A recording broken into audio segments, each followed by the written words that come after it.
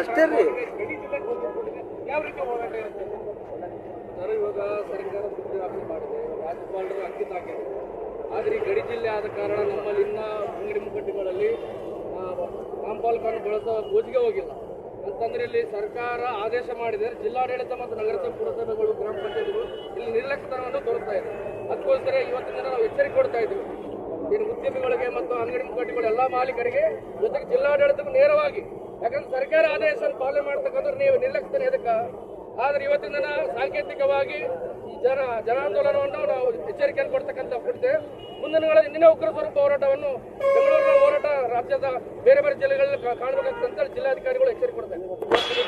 ಏನಿದ್ದಾರೆ ನಾವು ಮಾಲೀಕರಾಗಿರ್ಬೋದು, ವ್ಯಾಪಾರಸ್ಥರಿಗೆ ಕೂಡ ಸೂಚನೆಯನ್ನು ಕೊಡ್ತೀರಾ? ಅಂಗಡಿ ಮಾಲೀಕರಿಗೆ ಸೂಚನೆ ಕೊಡ್ತೀವಿ, ಕರಪತ್ರ ಮಾಡಿದ್ದೆ, ಕರಪತ್ರವನ್ನು ಕೊಡ್ತೀವಿ.